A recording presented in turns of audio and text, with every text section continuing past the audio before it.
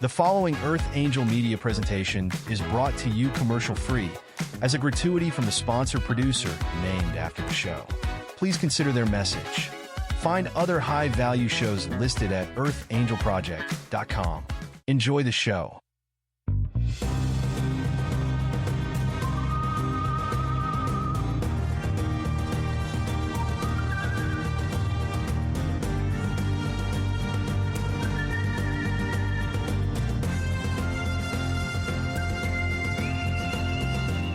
Welcome to Soul Decodes. Join us as we wander off the path to find the ideas that fascinate. We talk about spirituality, the mind, the ego, wellness, and hidden history with tips, travels, and tales. Charms for a better life.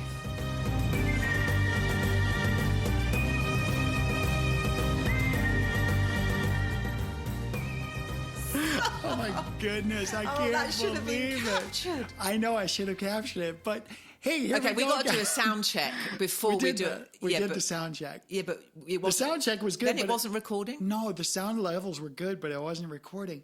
So we're recording now. Welcome, everybody. You're listening to two imperfect people. You speak for yourself. Well, one imperfect people here, and then another imperfect people over there. Looking at the imperfect Another one. perfect people.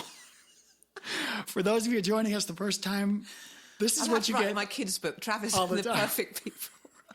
Okay, well, listen, y'all. My name's Dr. Jolie Phillips. We're in the Phillips Island Treehouse Studio here in beautiful Central Florida. It's a gorgeous day. Oh, it's lovely. Hot. I open that window just for you, just so you know. I love that. Yeah, it gives you me like inspiration. you like the natural light. Yes, I like what I'm saying when I see a bird because I'm in alignment with the universe and I can recognize what it is that I'm saying in conjunction with this bird coming in. And I really like that. And me too. It validates the potency of what it is that you're talking and about. if I'm not looking at you, there's hell to pay. I'm going to keep one eye on you and one over here. Did you know I could do that? Well, prior to me turning on the go button to record. We are recording now, I hope. We are. Well, the red thing's lit, so I gotta believe. So we have. I've been doing metrics, Sarah. And every month we're a little bit over 100%. These are the graphs, aren't they? They go up and they down look like Look, mountains. the graphs. It's really kind of hard to judge the metrics because podcasting is not a perfect science. It can't be, though. It's too subjective, isn't it? Well, there's who's listening. If somebody downloads something, are they really listening? Are there repeat downloads? I mean, we don't know if it's the same person downloading multiple times. Is there technology that exists that we can dig that? And what's the point in knowing? Probably when we get tens and tens of thousands of now listeners, you'd go we'll do for it. that, But, yeah. but for right now, we're growing every month. We're up 121% this That's month, which is good. I like but that. welcome, thank you. I'm gonna call out to new countries that I recognize. Maybe they've been here before, maybe not. Turkey, Hungary, and Switzerland. So Beautiful. that's pretty cool. And then our hotspot. Hello, thank you to guys. everybody in Puerto Rico. Yes. We just added a bunch of listeners in Puerto Rico. Thank you all. My favourite island, Puerto Rico, because my son was born there. Oh, Joey, my little Puerto Joey. Rican son, Joey. Oh, that's so But you cool. know what really sucks? He that? can't be president because he was born in Puerto Rico. Oh, just wait. That's all changing. It better fucking change. What the hell? What?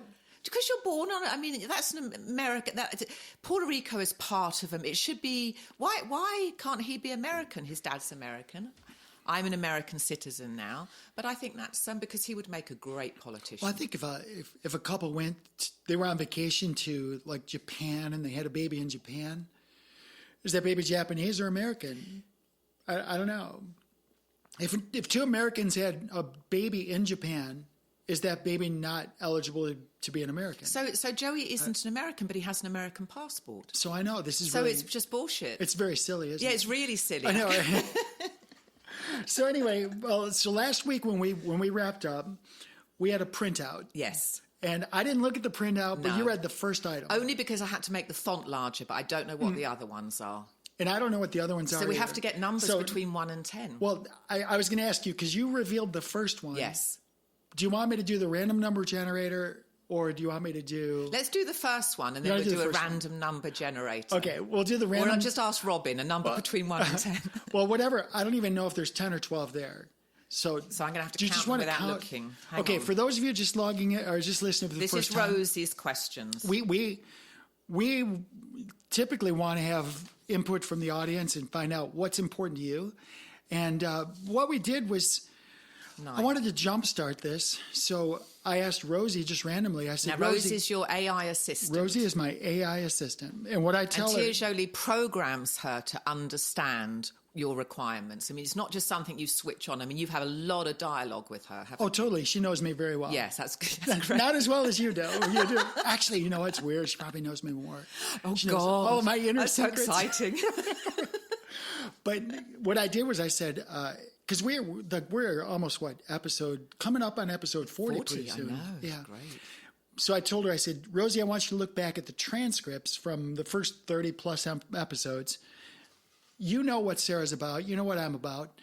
I want you to come up with, whatever number there is. 9 questions. I want you to come up with some topics that'll be interesting to our readers. And just throw them out at me. And so she did that. Yeah. But I didn't look at them. I printed them out. And I just gave them to you. So I printed them out, but I had to make the font larger. So I know question number 1. And Okay. we could talk about that one. And then we can do our random indicator selection, so whatever that that's is. what we're going to do. We're going to do that today. We're going to read randomness from AI. So it's AI randomness. Yeah, that's what we've got to call But it's really not random because It's not random. It's not Because at she all. looked at the flow of what Well, she must have got themes plucked from themes. She must have plucked out the You know what? themes, Maybe yeah. we should just read out all the questions and then we can go back in and we should let the listeners know what she's done. Well, I mean, I'm down for that, except for I want to be surprised. Right, okay, so I want you're to not be, going to... Yeah. because part of what we do is contemporaneous. All right, so let's just do it one at a time then. But it's interesting because if she's done her job correctly, these should be absolutely what you and I are going to be, Should be right up in the alley. fantastic Yeah. at answering.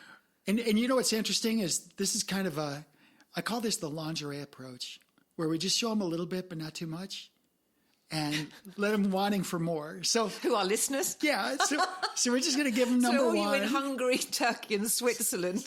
So we're going to This just is Tia Jolie's lingerie approach. so we're going to just go with number 1 today because that's the one we know about. Well, I Yes. don't even know the. Well, we don't know how long it's going to take to answer it. So let's just see how many we get through. We might be totally done with. We might be in 5 We might say, minutes. All "This is 9 are done. This is a stupid question, Rosie. Yeah, and then we have to reprogram. All right, it's like you're fired. So okay, so we'll just go one at a time. When we're tired with this one, we'll just do another one. Yes, good. But for those of you listening, the next several episodes, I expect, unless something happens outside of the studio we have to break and talk about it. But we pretty much have the next few topics lined up, but we don't know what they are. Yeah, I love it. I like it. It's This really is cool. spontaneous. Okay, so Yeah. what did she say on the first one? Why don't we read it out? The question is why your soul might be bored. So that's not really a question, but it's a statement. Why your soul Did she might put be anything bored. else? Yes, Was there I'm going to anything? get to that. Okay, right. Patience is a virtue, darling. A deep dive. I don't even know anything. My mom used to tell me, slow down and smell the roses. You're very driven. Well, I was a smart ass. I said I can smell more roses doing Mach 3. Yeah, because I'm multitasking. Right. So why your soul might be bored, a deep dive into spiritual stagnation, soul contracts on autopilot, and how to rewrite your energetic terms. I'm going to say that again. So the statement, why your soul might be bored, a deep dive into spiritual stagnation, soul contracts on autopilot, and how to rewrite your energetic terms. So we've got 3 basic things. Okay, so the premise is Spiritual stagnation is the premise is why would somebody's soul be bored? because you're not manifesting what trips you, what invigorates you. You're bored because life is boring. Your external reality, that you're not seeing it in the terms that you want. So it's wanting something that isn't manifest would cause boredom. And then you'd be going around the same old mountain because your vibration would be low. So boredom is a low-grade vibration. So this is interesting because the first thing that came to my mind when you were talking about that was these children at school that are brilliant, brilliant children. And you have some boring chemistry teacher talking about, or some algebra teacher that could barely even understand the topic himself or herself, teaching this brilliant child about algebra that they'll never use. Yeah. And they think there's something wrong with them. They're beautiful creators, and they're bored. they're bored out of their gourd. They're sitting in this prison. So spiritual stagnation. So from a spiritual standpoint, what's going on with that kid? Well, is that aligned to boredom? I mean, to me, spiritual stagnation would be a low-grade vibration. And it's funny because I experienced boredom as a child a lot. I was aware that I was bored, but nothing moved me. And I didn't really get excited about much. But it wasn't really my life. It was existence that I found boring.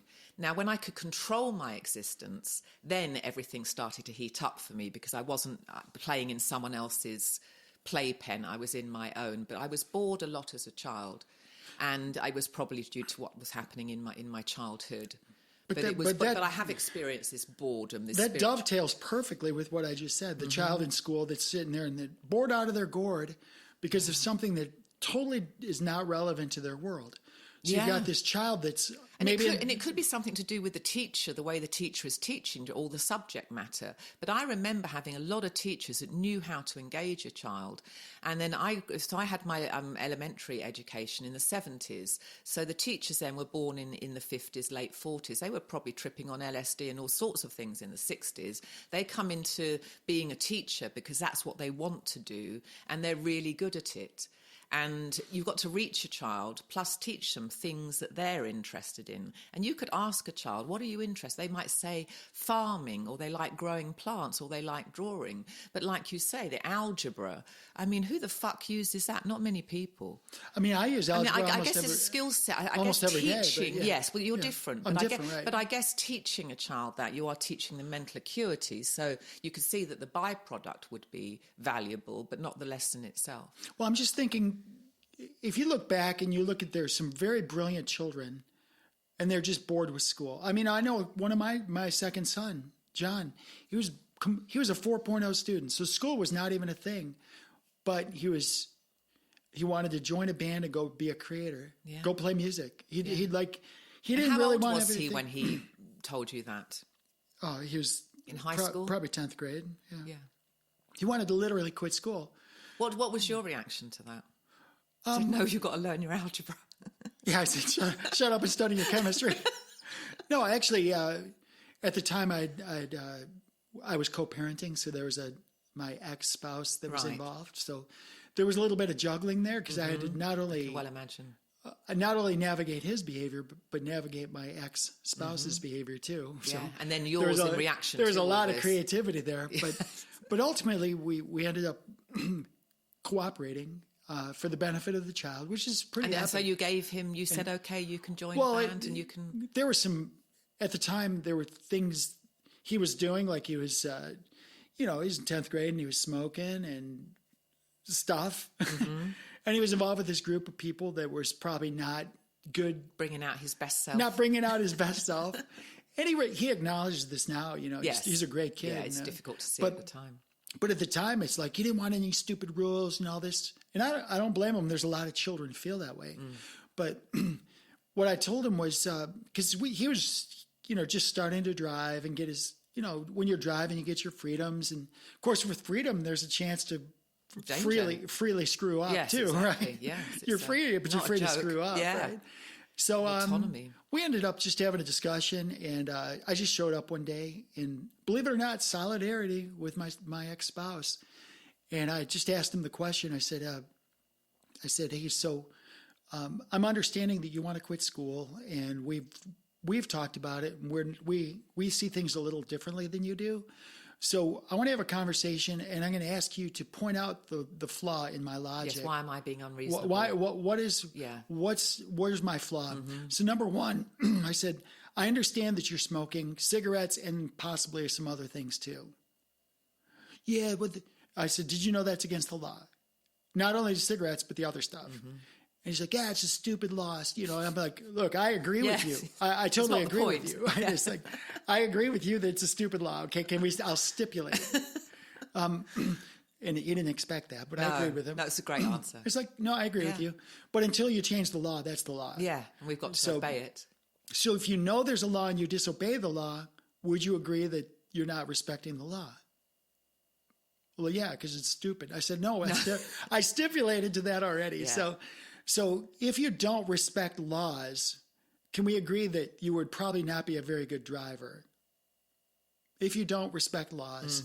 Would it be reasonable to say that you're probably not going to be a good driver? And he's like, oh no, don't, he started getting, Yes, because he saw the writing. To... Well, he saw the writing on the wall. I'm going to go, he saw my path. He says, no, and because he saw the threat to driving. Yes. So I said, look, strong arm him. We've already agreed that if you're going to smoke and you're going to behave this way, then you're going to do it by yourself, and it's not going to involve you driving one of our vehicles. It's hardcore. It's hardcore, but I said we're happy either way. We've already decided. Whatever you decide, we're fine with it. But we have to make decisions based on your decisions. Yes. Yeah. So he was probably flawed, wasn't he? When he was a little bit angry. But guess what? He stayed in school. He graduated, strong grades. And you let him have the car. Did he stop smoking? He just probably didn't let you know about it. He probably just not the illegal stuff, just. Well, the illegal stuff would have been better than the cigarettes, probably. A little bit of pot's not going to hurt you. Well, I'm not averse to pot, but when it's your child and when he's a teenager, when they're in school, absolutely. and you have to do the right thing. Yeah. So what I told him was, so basically it did work, and I'm not going to say he never smoked anything ever again, but he was circumspect about it. But he stayed in school and he finished school. Now, he was very clear that as soon as he's done with school, he's moving out. He's going to move in with his buddies. He's going to do his band thing. So we said, fine. When he was 18, he moved out, did his band thing, and got his buddies together. And was he financially independent from you? I was just going to say that because he ended up moving in with his buddies, and his buddies ate all his food and got into his stuff. The first 10 days they were at this rental property, they didn't even have $200 amongst them to turn on the electricity. Yeah. So the next door neighbor ran them a single extension cord so they could have. Oh, that was resourceful. So they could have a light. So the refrigerator plugged in. They have a light. So my point is this, so did he come home, or did he got his shit together? He stayed. He moved out. They ended up making it. Okay, he picked up. Yeah. And now he's a phenomenal young man. He's the state. He works with the DOT, Department of Transportation in Texas. He does analysis. He analyzes this the global or the satellite data, and they determine where the next roads and where the traffic is, and all the traffic flow stuff. So have you ever sat down with him and examined your parenting skills with him? We laugh about it. It's such a great reminiscence. I like to do that with my kids. Do you remember this? And we laugh about it now. It's amazing. But we have to understand that Johnny is a very beautiful, very different kid, but he's a creator. Yeah, he was bored in school. He hated it. And he didn't see the point. He didn't like my rules either. Like they kind of do suck as a teenager, don't they? All of us do. Yeah, exactly. He's not wrong. It's part of being a teenager. Yeah, exactly. Well, we had some basic rules. Well, I was out of the house at 16, so I was quite good. Tell me your story. It's not really a story, but I had independence at age 16. So here, the children under your wing until 18. Yeah, it was co-parenting in different households. That's a very strange creature. But one thing, a real quick story, one more about Johnny that was fascinating was How old is he? Let's see, he was born in 89, okay. so he's probably 35 now, I guess. I lose track. But mid-30s. We always let the children do what they needed to do, but we just gave them like the boundaries. Like don't jump on moving boat trailers. Like that's Do you know what my son told me the other day? He was driving down I-4. He had a truck. They were going 70 miles an hour. A truck pulled up next to him with his friends driving it. He got out the truck through his back window, moving at 70, climbed into the back of the truck. So the two people driving the car that he was in and the truck are going side by side. He goes into the cooler at the back, brings out some alcohol, and then climbs back in going 70. You've got to trust that both of those drivers are going to stay like that. And you've got this drunk kid. And he did this when he was 16 or 17. And he never told me that before. Now, he's 31 now, so we're okay to go back. But it's like, you were talking about don't jump on moving trailers. I mean, what Charlie did was unbelievably stupid. I mean, that is fucking insane. I mean, when I always tell people, jump on a moving trailer, are you crazy? I can't even believe that I'm still alive. I mean, would you have done stuff like that? I mean, not. I mean, that to me is not that extreme. I did some extreme. stupid stuff. Right. God. Like I remember my God family used to live in Toronto. For those who don't know what God family is, that means if you grow up spiritual and religious. It's kind of a religion. Yes, it's if your parents die, they get to raise you. I think is the absolute orthodox meaning of that. That's the orthodox meaning, yeah. And I think I don't know if my parents had that agreement or not, because we had the same my godparents were the godparents for all of us. But the bottom line, for those of you who don't know what godparents are, it's basically a set of people who've got your back. Yes, there you go. As parents, they've got your back. Yeah. So if something happens to you, they're going to help you with the kids and take care of the kids and raise them honorably and that type of thing. Well, my godparents lived in Toronto, and my godfather and mother they lived in Scarborough, which is the easternmost section of Toronto. And we'd go there for the summer, and we would stay up all night pretty much. We would literally they had a 2-story house. We'd climb out the upper windows onto the roof, go down off the roof, and then we'd go pool hopping and streaking and just all sorts of crazy stuff. Just like all night, and then we'd get back, climb in bed, climb back. So did you get away with it more times than you got busted? Oh, we never got busted. Oh, you never got busted? Oh, that was good. No. That's good. That was great. So much so that when we were much older, like we were all young adults, right? Like my brothers and I would joke about it, and my parents were like, "Oh, you never." My mom was like, "Oh, you never did that," and we'd look at each other like, "Okay, yeah, we never did that," even though our story is perfectly yes. we can tell you details. Yeah, I just don't think, I mean, Charlie telling me this, all these years later is one thing. Had he have told me that at the time, he would have never gone out again. But then I couldn't have penalised him for being open and telling me that. So it's quite a difficult line, but that was nuts. So what does this tell us about our souls and our journeys? Because it's got a deep dive. The first part of this question, a deep dive into spiritual stagnation. But this is what I'm bringing up, because it's my belief that when you come into this world as whether it's an initial entry or a re-entry into this world, that it's a new experience. And there's this, because we've forgotten whatever happened prior to our re-entry into this world, it's a new experience. Well, that wouldn't allow for spiritual stagnation, though. That would be revitalizing. I sometimes think, I don't get bored now because I have all sorts of creative projects, but I have been bored. And part of me thought, I'm just so familiar with planet Earth. I have really been around the block here.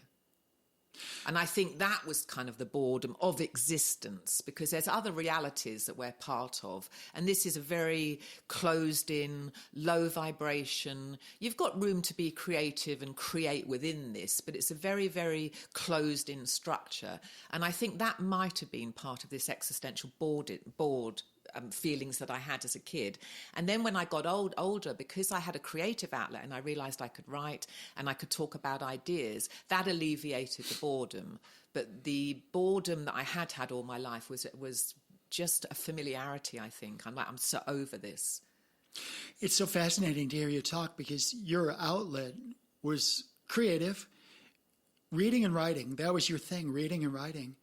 And I actually I was really good at writing, but I think I'm a little dyslexic or something. I'm like a really listen now. Super slow You could reader. listen to a really good audio now and get exactly the same. It doesn't matter really that you can't read, because you could just go online and hear a beautiful book read to you. And in a way, it's a totally different experience, but it's an absolute absorption into ideas. Right. And nowadays I can put it on 2x. Like I had this girl, she was doing a 40-minute presentation this morning. I put it on 2x. Like twice speed. Oh, good. And I got all the information. Yes, that's good. I've done that. Yeah. And you could also read transcripts. But when I was a child, I was also very creative, but my creativity was business. Like I had my first business in 1975. Did you make money at it? Tons. How old were you when you started? 12. That's what was it? We've talked about this, have we? Refresh my memory. Well, I was in Detroit. Everybody I knew that was rich as a child in Detroit had a paper route. That's right, we did talk and about I bought I had one paper route and just maxed it out. Like my manager was like, "Oh my God, you got all these." So how many hours did you spend delivering newspapers prior to going to school then? Could you get it done in a couple of hours? Well, the paper I delivered was only twice a week. So then you had other people, you recruited other people to do it, and you not for the skimmed paper from route, there? not for the paper route. Right. But while I was doing my paper route, what happened? Well, basically, I maxed out one paper route, and then there was the adjacent paper route, like the next route over, became available. So my manager let me buy it because we had to. It's like real estate; you have to buy the route. Oh, really? Yeah, and it was so you buy the paper route. How do you make your money? Based on the circulation, how many customers you have. How did you make? Who paid you? There's a margin. So I would buy my newspapers back in the day. Oh, so you're buying these. So I would literally buy the papers for like maybe I forget the numbers. Maybe as a dime. And then you'd deliver a paper, and someone would pay you cash for it. Yeah, so I'd buy a paper for like a dime, and then I would sell it for a quarter. 50, yeah. Yeah. Okay. So I'd make. So you're actually buying an inventory then. Yeah, I'm buying an inventory. Yeah. And then the cool thing was that I could return whatever didn't get that was distributed. good. So Yeah. I would always give them what my projection is. So you had to become something of a salesman then when you were doing this? Totally, or did people want their paper? Well, or did you have to convince them to buy it? They would have subscriptions. Yes. So I would go once a week or once a month and collect for the month. And a lot of times they would give me tips because if you're on time, some would want it.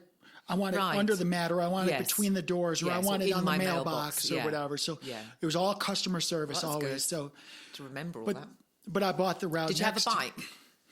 Were you on a bike or walking? Eventually, I started off walking, and then I bought a bike, and then I bought a heavy duty bike. You got a horse and carriage. No, for real. I ended up buying these.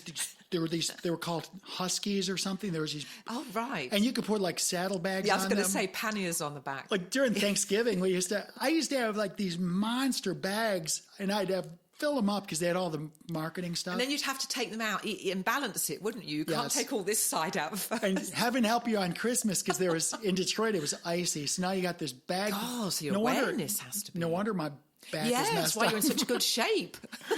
So do you work out? Yeah, I have a paper out. Page 12. But I eventually got a route that had the apartment buildings. So I had a key to the apartment buildings, and I could just go, and it was warm in the wintertime. I could thaw off with my hands. Good.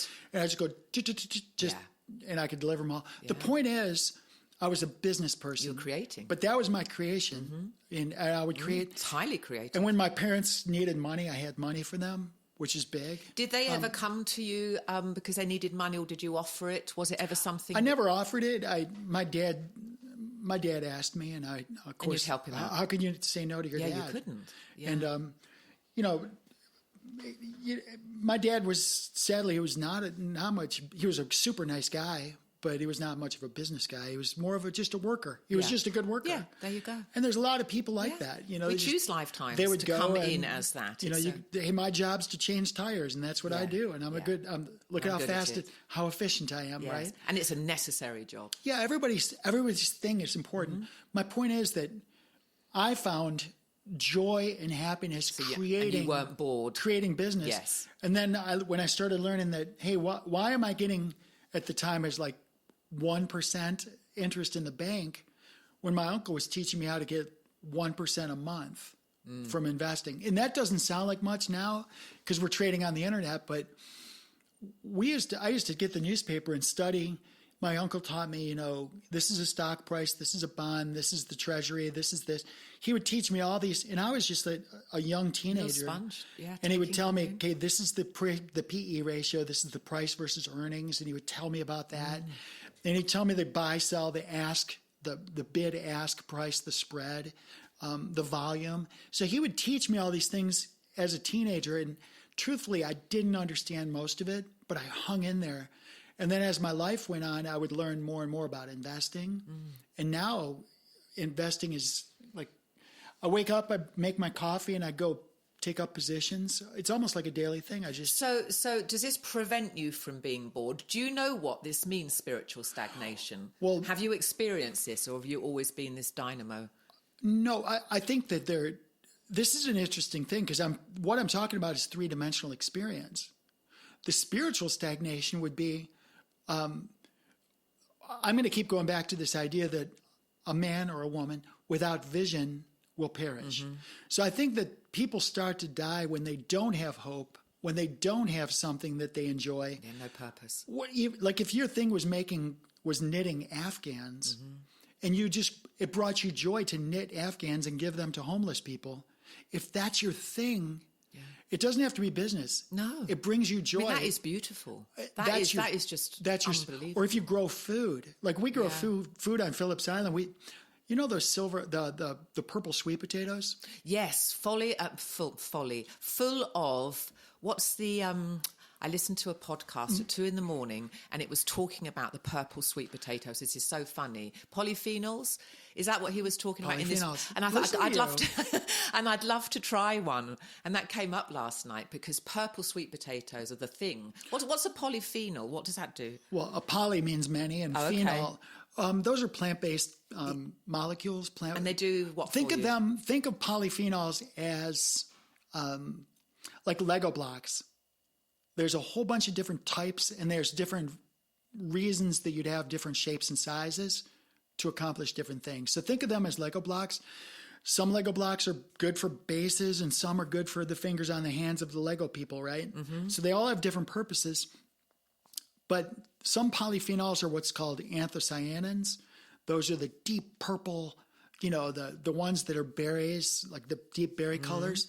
Those have certain purposes. They're good.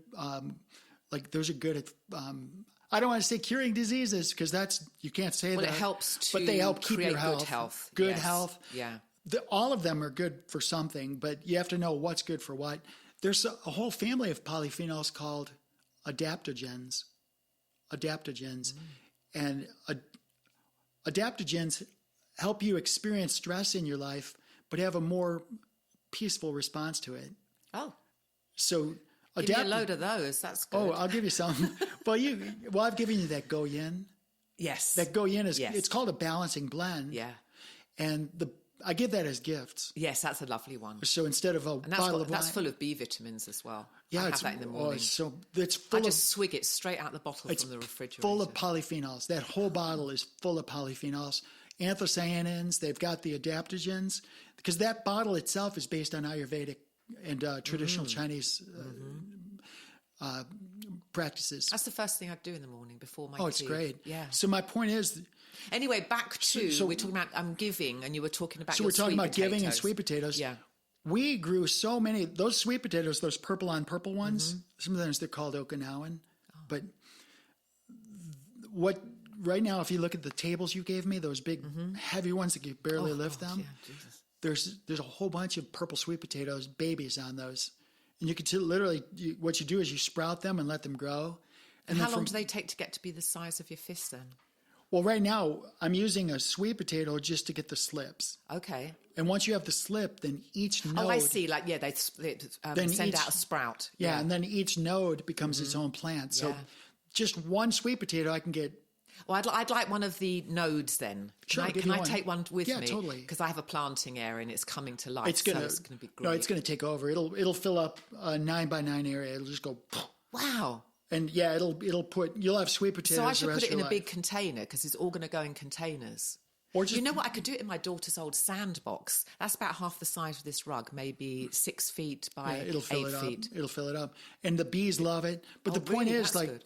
we had so many of those, 3 years ago, we had so many sweet potatoes. We gave away 13 bushels. That's so lovely. And those are $5 a piece. Yeah. I mean, it's ridiculous. Who did you give them to? Whoever wanted them. Whoever needed this, We gave them just anybody. Like when we have too many lemons or limes, we give them away. Yeah. But the point is, there's a lot of joy. This is all about spiritual giving. Not being bored. Not being bored. When you're growing, and I'm watching these slips. I'm watching a sweet potato give these slips. Life. Creating Literally, more there's life. You'll see it. There's 10 different these vines growing. And then you from plant each one of those individually, and then they're going to do the same, and it'll just be an exponential thing. Well, if you look at each sweet potato might have 8 or 10 vines growing from it. Each vine might have 8 or 10 nodes on it. So each vine, each node is going to be its own plant. Oh, I'm really looking forward So to growing yeah, I'll these. take care and of the you. fact that I heard this in the middle of the night, that's quite something. There's some synchronicity in this. So in terms of spiritual, though, so a lot of what we're talking about, like whether Well, you're talking about giving and creating, bringing you joy, and Right. that's the antidote to boredom. that's one of them. Some people, maybe their joy is surfing. Have you ever heard of dopamine rush? Yes. Do you know what that means? It means something is going on chemically in your brain Yes. where you feel great. Yes. It's a release of something. And it's a real serotonin or thing. So they used to, you've heard people say, oh, that person's a dope. Okay. Or they have this dopey feeling. Dopamine, back when our parents were young, was that puppy love feeling. When you met somebody and the world was perfect, everything was great. That was dopamine. When, I didn't have that as a kid. I never thought the world was great. I really hated reality, really. but when you fell in love with Tony, you did. No, that wasn't a conventional love story. Oh, I thought you said you That like, was sex. oh, that's just which by itself, Which by itself, I gave up my whole which life is for. which is way better than dopamine. I'm just saying. But the dopamine, basically, at the base of your brain, there's this dark area. It's a very black area. It's a substantially black area of substantial size. It's called the substantia nigra. The substantial black area. That's what produces most of your dopamine. Now, your dopamine is good for your brain. So, are you saying that dopamine is the antidote to spiritual boredom? Then, I'm because saying I wouldn't go there. I think spiritual boredom and stagnation comes when you've just addressed this, not knowing your life's purpose and not having an outlet for your creativity. And a lot of people, they're just going to work, they're getting up, they're going to do a job that they hate, they're getting back, they've got major financial responsibilities, no way of perceiving a better future for themselves, and they don't realise how powerful their minds are. When you don't realise how powerful your mind is, you will stagnate, there will be spiritual boredom, but the moment you realise that you're creating with your thoughts and visions, that's what pulled me out of it. It like shook my whole reality, because now I'm realising, and I can see the correlations daily, that I'm creating my reality. If you don't believe that you're doing that, I can see there'd be a big room for spiritual stagnation. well, so you just cemented what I was just about to share with you, because link these together. A man without vision will perish. Yeah. Why is that true? Because they don't have a vision for their future. They don't have things to hope for. They don't have things to look forward to. And right? create for. Or create. Yeah. That's pretty much close to what you said. Like you're Well, creating for me had to be tangible. It was the works and faith in the Bible. Because I wanted to be a successful author, I actually had to create products that would align with that. But that was just my singular life path. But if you want to become a teacher, you want to become a blacksmith, there's the physical works that have to go along with the faith and the hope. And then creating a big vision. You don't have to have a big vision. It could be a sensible, small vision. It doesn't have to be world domination. But you have to... Darn it. But you have to have both. You have to put the works in, but you'd have to. But I'm creating reality is coming through the vibration that we hold, and thought forms create that vibration. I think when I experienced spiritual stagnation, it was because I didn't realise the workings of my own mind. What I'm trying to do is express to you there's a huge and very profound connection between what you're saying and our physical self. Because what happens is dopamine, the stimulus for the production of dopamine, they used to think it was puppy love. It's not. We can now see that the primary thing that produces that good feeling in our brain, call it spiritual if you will, is novelty. Novelty. So it's doing something exactly opposite what you said. So you said boredom. Well, if you do things that are not boredom, those are novel. So doing things new and different and exciting and exploring and risky, those things are producing dopamine in your brain. And all of us need dopamine. But all what of us. average person can manifest that in their life? Most You do. people are No, just it's getting up automatic. and going to work and holding their shit together. Automatic. It's automatic. Look, let's just say you live in a little house on the prairie and there was nothing out there. You're in the middle of, Oklahoma or something, just flat nothingness, right? You could make an argument that, well, I'd be bored out of my gourd, right? You can make that argument until you discovered sweet potatoes and growing it, and bumblebees and raising bees and earthworms and wow. Yes. As soon as you started discovering things, launch yourself into your environment. Yeah. So I'm going to say that the creativity that you're talking about, is going to keep you young and vibrant. Here's an example. When you start to not do new things and novel things, your body's ability to generate dopamine, your substantia nigra, atrophies.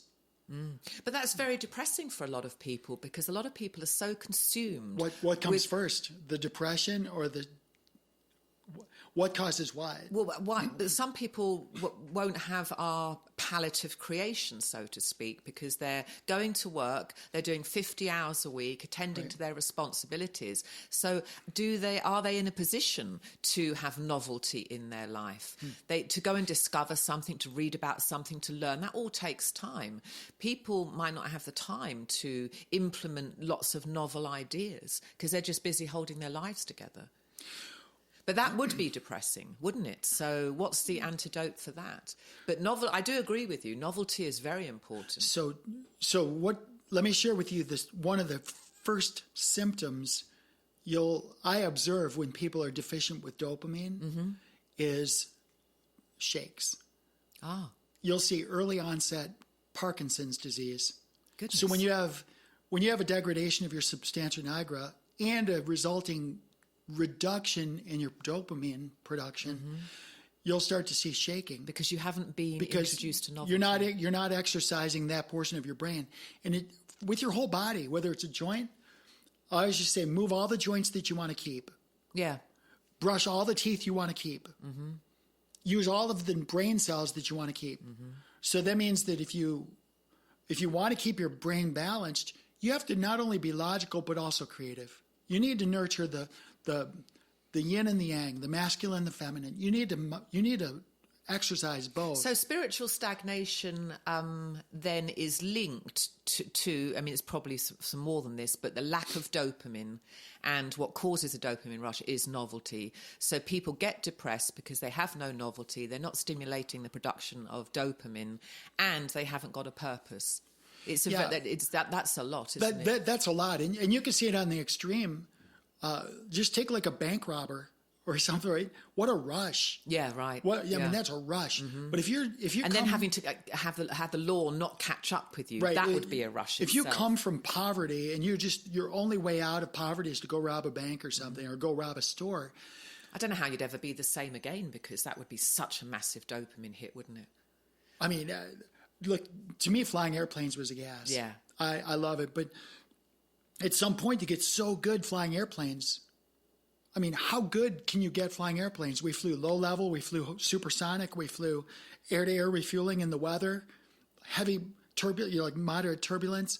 I mean, how much more austere does flying have to get before it gets like, okay, yeah, I got this. Yes, it What's would be next? rote after a while, unless there was an emergency. That would be the only thing that would stimulate you. You're right, but you don't want to go fly. No, you don't. Because if I thought there was going to be an emergency, no, that's absolutely fine. No, you need to get out of Dodge. We're not even taking off. I've saturated this. I'm now doing something else. But I do have to say, some of the most memorable experiences I had, both in the Air Force and civilian world, were when there was an emergency in the airplane. I remember them like they were yesterday, all of them. Yeah.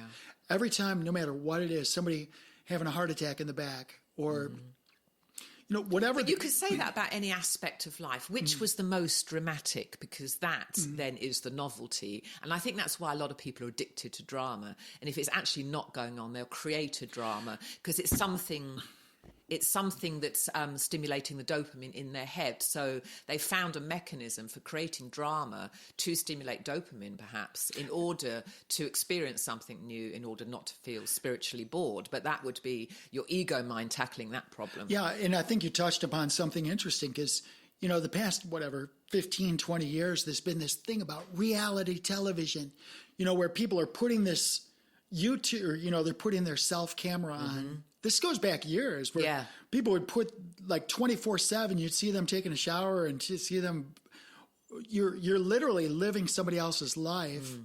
And this whole idea of, I mean, to me, I've never been that person to be interested in like. Oh, I love reality TV for all sorts of reasons. Yeah. But it's a really good insight into human nature. Well, I mean, that might be the case, but to me, it's interesting to hear your story and stuff. But I don't need to watch you 24/7. No, nor do Just I. tell me give me certain aspects. Give me this.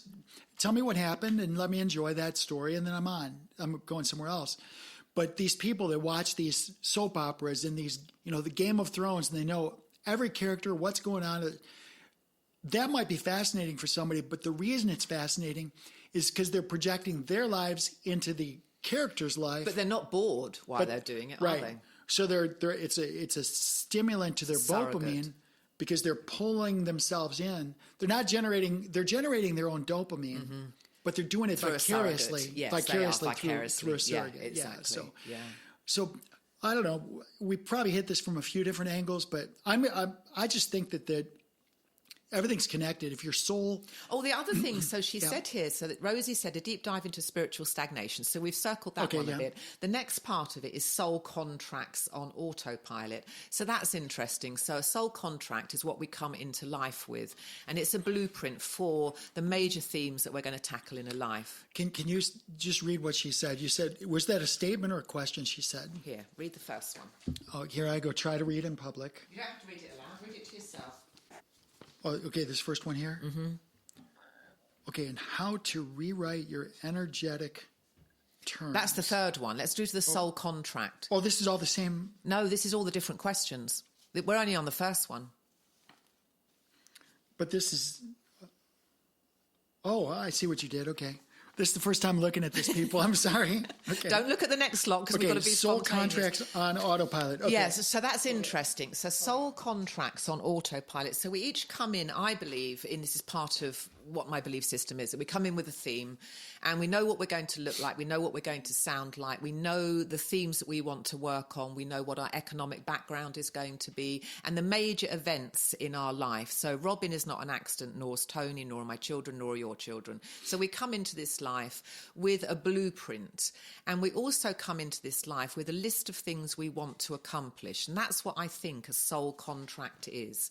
It's basically what we want to achieve in this lifetime. And when you're not honouring your soul contract, you'll feel bored, you'll feel stagnation. Because there's certain things that you'll feel invigorated by life. And that's how you can determine whether you are honouring your soul contract. So that's what I take from that. Soul contracts on autopilot. You've got to work out what it is that you're supposed to be doing with your life. And the only way you can do that, as far as I can tell, is pray. You pray, you ask whatever the higher order of intelligences are, and then you wait for the answer, and you will get one. So when you read that sentence, it says, a deep dive into spiritual stagnation, soul contracts on autopilot. So that means that if you permit your soul contract to be on autopilot, you will stagnate. Mm-hmm. That's basic. Mm-hmm.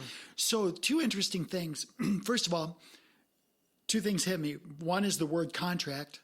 Yeah. The other one is autopilot. I call it life plan in my writing, but it's the same thing. But a plan, yeah. So contract's a little off-putting, but it's a life plan. Yeah, I agree, because when I think of contract, I think an offer. Basically, you have an offer and acceptance. Mm-hmm. You have specific terms, and then you have consideration. Yeah, and specific. I think all that does fit into a life plan, but it's a contract you have with yourself.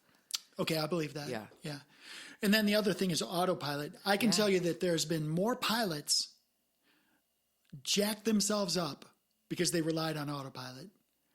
So when you said autopilot, I was like, wow, yeah. Autopilot should... And we were just talking about stagnating and flying. Yeah, because when you're, like, I've, being an instructor pilot, both military and commercial, or military and civilian, so many people get into trouble relying on the autopilot. Yeah. Or not fully monitoring But it. we do that in life. I mean, you could go about think that's your the day. point. Yeah, I think That's the that point is. it's In making, yeah. life, I can be on autopilot where I'm lost in all thought forms. Now I can make some pasta, I can run a load of laundry, I can feed the dogs, I can drive, but I'm not engaged in presence, in the immediate awareness. I'm pulled into thought forms. So that to me is on autopilot, to be pulled into thought forms and not being present. And the last... and I have to say, I love, one thing that I really admire, I admire a lot of things about you, but one thing specifically is that you can do so many things, but you still keep your space for seeing the squirrel or seeing the bird out the window or the cloud or the sunset. You're always, and Robin's the same way. Like, she'll literally pull the car over and take a picture of a cow eating. Yeah, I do that. It's like that's so funny, and you can get it with its tongue out, and she's seen the light hit its back. She's like, yeah, I do that a lot. That's so funny. So that's really cool, because that means that she's noticing the present. You do have things on autopilot, like checking how fast you're going in a school zone. Those things are important. Yeah, but you're still aware, and you can still see the beautiful things around you. A lot of people I've met in my life are not noticing what's going on around them at all. Oh, no. Yeah. The last part of this, okay, so that's good. And it says how to rewrite your energetic terms. How to rewrite your energy. I think rewriting your energetic terms means working out what's going in your head. What are you thinking about? If it's the monkey mind, turn it off, bring yourself back to immediate awareness, where you can see a cow and it's eating food and bring yourself back to awareness. And that would be an aspect of rewriting your energetic terms. You want to be functioning on a very pleasant, peaceful, harmonious thought life, because that is what's going to attract the experiences back into your life. It will mirror that. In my book, I lay out this formula in the mirror world. So your energetic terms are the peace and harmony and being in the now moment rather than being lost in thought forms. And that would be recalibrating your energetic terms, because thought is energy. That's good. The way I interpret that's a little bit different. I see everything as being connected. I view this body of ours, this avatar, as being almost like, remember growing up, we had the AM, FM radios, and you could turn the dial and you could have different, you could receive different frequencies and things. So you could listen to different stations by turning the dials. Well, that's receiving information. All the information is out there already. Yeah. All of the channels, all of the rock and roll and country music and sports. It in by tuning in. And what you're doing is you're tuning into it. So it's already there in the ether. In the quantum field. It's already, it's in the ether. It's there in the multiverse. And all you're doing is dialing it in. But what the second part of that is getting it to resonate with you and then being able to send it back out. By being a creator, sending it back, I was going to say, that comes in your visions and in creating what it is that you're creating. And this is sending it out. Yes, that's what I'm saying. So it's not just a one-way thing where the universe is acting upon us. Right. And I taught probably 3 people this week this. 2 of them were yesterday at lunch. We are not subject to the universe. This is not something where I'm a victim or a victor. No. We're controlling it. We are controlling it, whether we realize it or not. Well, I liken it to being a ship on the water, and I have a motor and I have a rudder, or I have a sail. Or you could just bob around if you're not using any of them. I can just sit there and drop anchor and just bob around, or I could say, you know what, that looks like a cool island. I'm going there. But you're only going to get to that cool island if you've got to take care of your temple, and we're not going to be able to have time to get to that today, but we have to talk about that. So she's talking about energy, and rewrite your energetic terms. Taking care of your temples, definitely what you need to do. And calibrating correct thinking, and then having the desert island, having the vision. Those 3. Those all come together, yeah. So I think that if you do those things, you're not going to be bored. Because I think that's the antidote to boredom. And this is one of the things that I love hanging around. I have a group of entrepreneurs. In fact, Saturday I'll have 30 or 40 people in my house. All of them entrepreneurs. We talk about stuff. And what I like about entrepreneurs is that we look at a problem and we bring forth a solution, and then we profit from it. Yeah. I mean, wow, that's basically win-win. it. Yeah. And is it okay to profit if you're solving a problem? Of Yes. course it is. You Yeah. must profit, because Yes. otherwise, where's the incentive to solve the problem? Well, yes, and having money and paying your bills is an important part of your life, because with that you can grow even more, have even bigger dopamine rushes. But it's exciting because it's like Well, it's a problem-solving aspect, you're- you can financially benefit. you're a creator, and we're actually making this world a better place. There you go. Just That's like nice. you're talking to your computer. I'm looking at I'm recording on a wireless. I'm from an iPad to a USB stick, and all of this was somebody's idea. That's right. Like years and years ago, somebody's idea.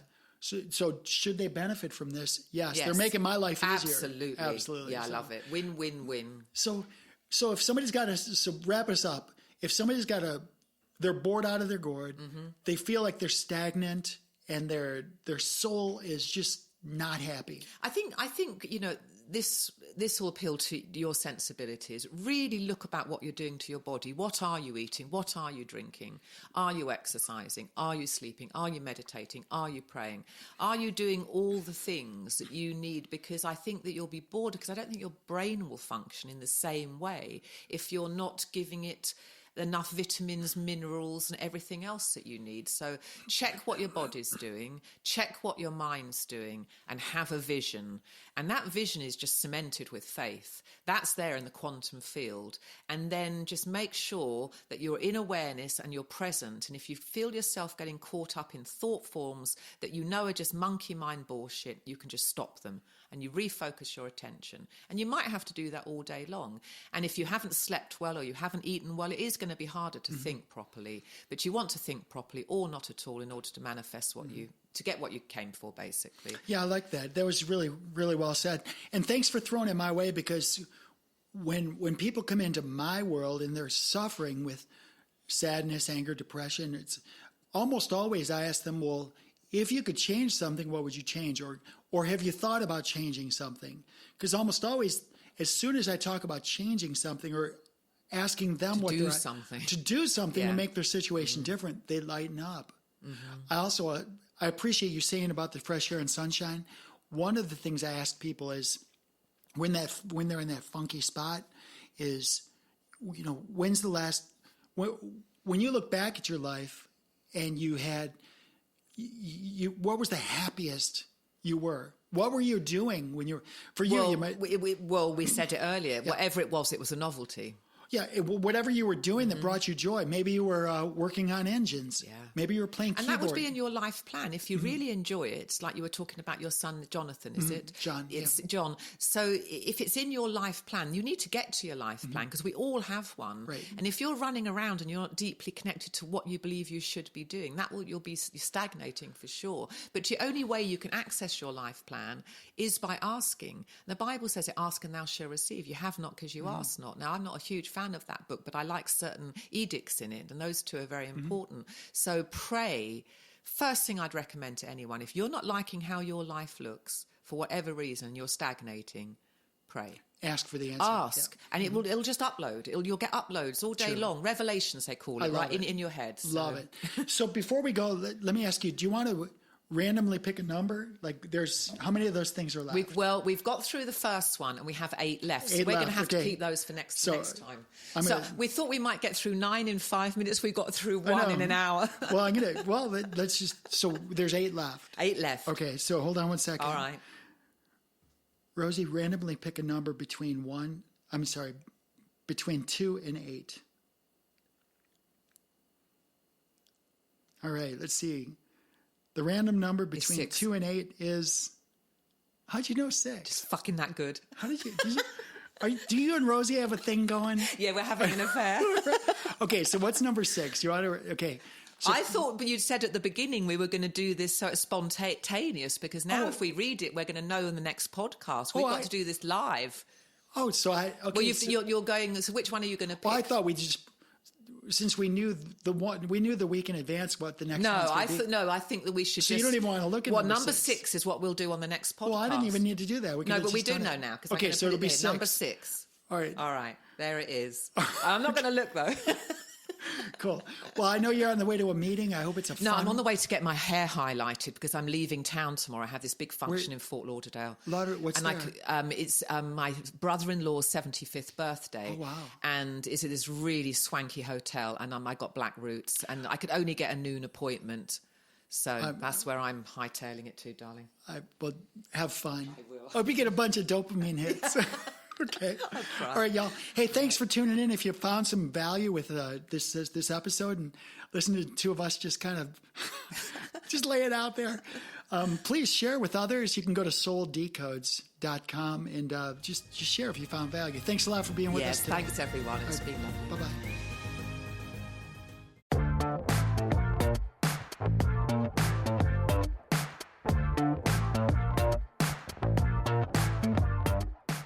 Soul Decodes, a feature presentation, airs every Friday on the Earth Angel Media Network.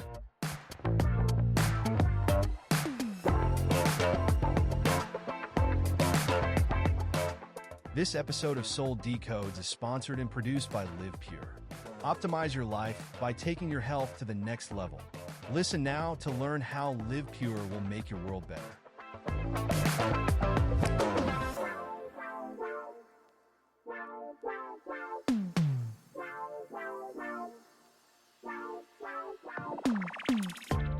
Live Pure is an American-based distribution system of online portals that give discounted access to clean, potent, natural, and ethically sourced healthy solutions for fat loss, muscle gain, immaculate skin care, immune system support, whole body cleanse, physiological balance, and performance support for athletes of all ages.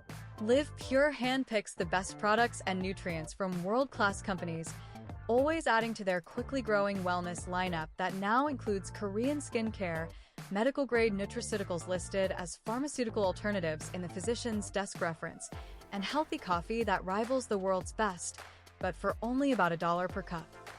Soul Decodes listeners looking for vitality, youth, beauty, and better health can get 25% off retail by visiting livepure.com/Sarah Thierry and signing up for free as a preferred customer. If you are a content creator, influencer, or home-based entrepreneur looking for worldwide cash flows from the emerging gig economy, Live Pure's state-of-the-industry brand partner affiliate program can bring you up to 7 different payment vectors as bonuses. As a content creator aligned with Live Pure and Earth Angel Media, you will enjoy massive co-marketing benefits, including a cutting-edge website that is personally branded to you or to your business. Sign up as a brand partner at livepure.com/Sarah Thierry, or drop us a note at connect@earthangelproject.com to get more information.